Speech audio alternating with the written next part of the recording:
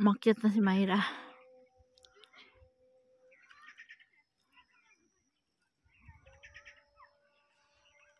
Minsan nag-i-enjoy sila kapag Sunday, walang pasok. Ganyan ang laro nila dito sa bukid. Pag pumunta yung mga friend niya.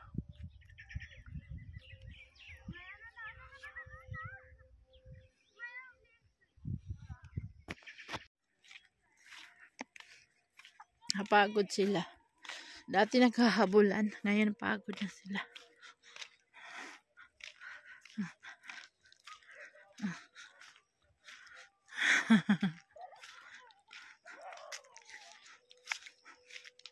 Hi!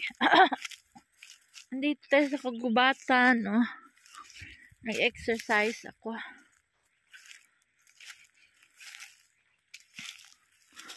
Oh. May nagtapon dito ng ano. Oh. Basag pala. Saka yung ano. Pang ano ng garlic. Malaya tayo ngayon kasi walang ahas pag malamig. Nagtatago pa yung mga ahas. Ito hindi to kilala Elias ha. Ang lupa nila Elias is yung ano. Ayun doon yung bukirin. Sa kapitbahay nila Elias ito. Nag-ano ako dito. Tawag nito.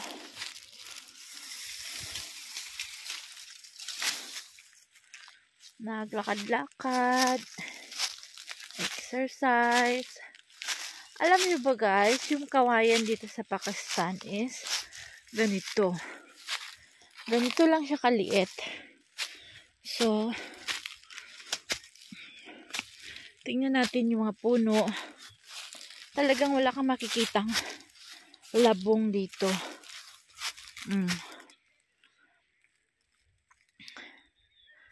Walang labong dito. Ano to? Wild bamboo. Ganito lang siya kalalaki. Tapos lumalaki. Ganyan lang siya talaga. Yan. Ganyan lang yung laki niya.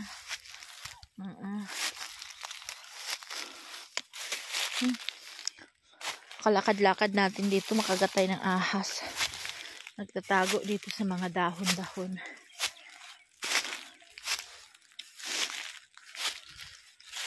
Ano na? Ganyan lang siya. Pero, alam mo ba? Sobrang tibay nitong kawayan na ito. Grabe. Small but terrible siya. Ganyan lang yung kawayan. Pero, sobrang tibay.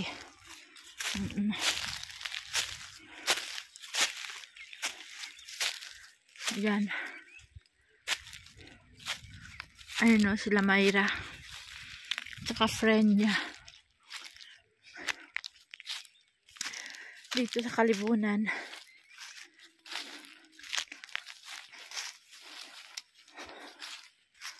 Bibili ako ng kambing.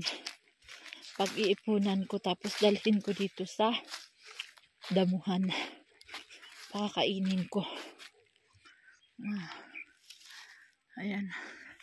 Ayun yung kila Elias o yung may puno na dalawang malalaki.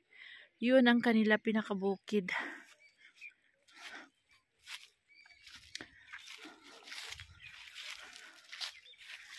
Alam nyo, kapag tag-init, hindi to malakaran dito kasi ang haba ng mga damo.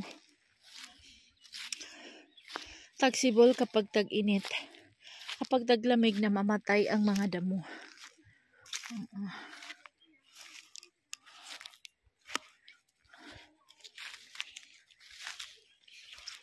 Lalakad tayo habang kumakain ng bayabas na hilaw. Nag-meeting sila. Myra at saka yung friend niya kasi today is Sunday. Tapos ako. Tapos na ako sa gawaing bahay. Naka-ready na yung lulutuin kong chapati mamaya.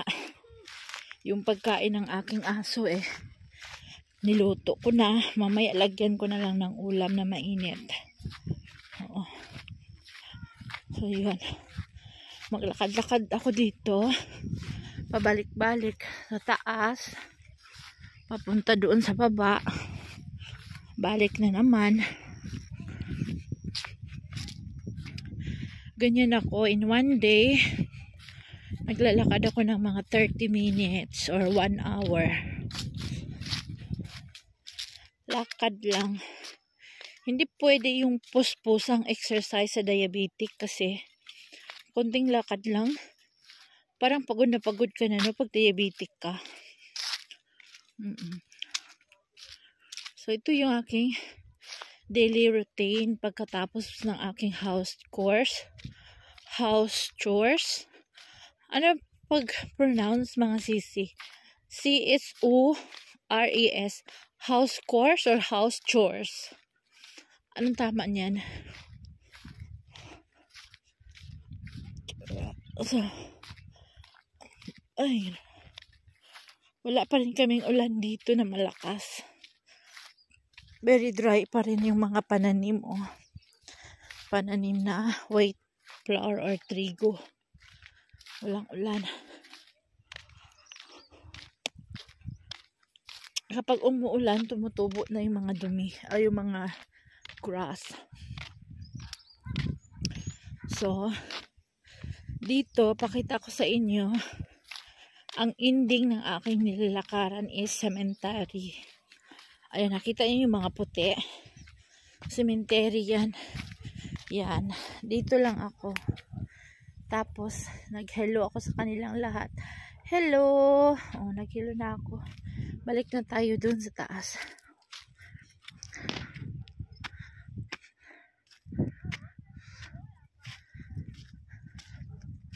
Thank you guys for watching pagsama sa akin sa kabukiran. Ayan ang lupa nila Elias. Yan yung may dalawang ano na yan. Dalawang malaking puno na yan. Yung isa dito sa ano, hindi na yan sa kanila. Ito lang dalawang puno. Yan lang sa kanila banda. Pinagagawa nila yung bukid. Nagpapatayan sila dahil dyan. Diyos ko minyo. Isang beses nag-away sila nung nakaraang 2 weeks ba yun? 2 weeks nakaraan. Diyos ko. Sobrang away.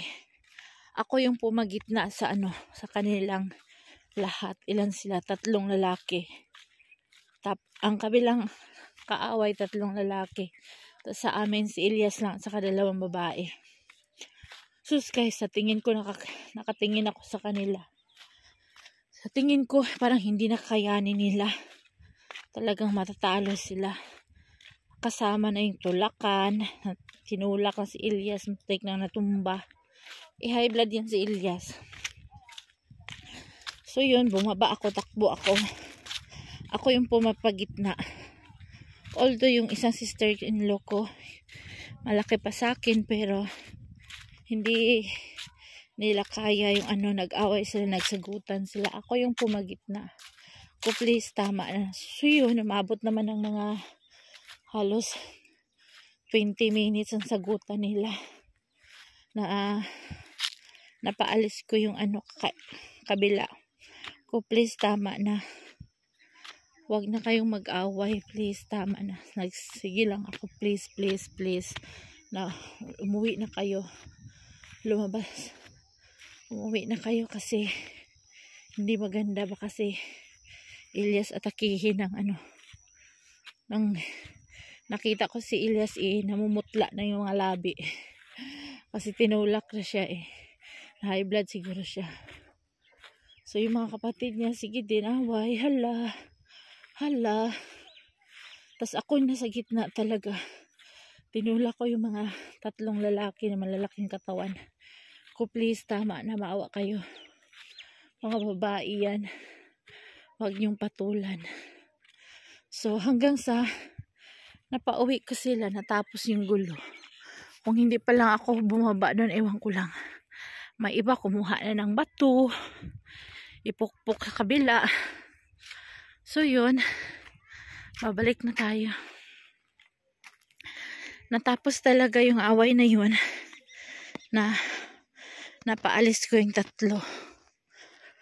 Hindi rin naman nang ang mga lalaki dito, hindi pinapatulan yung mga babae. Buti nakinig sila sa akin. Dito sa Pakistan, Diyos ko, parang 90% nag-aaway sa mga kalupaan nila.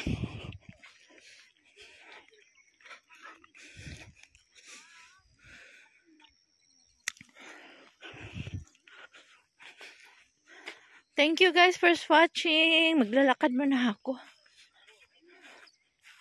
Kakahingal magsalita, maglakad pa. May paakyat, may pababa.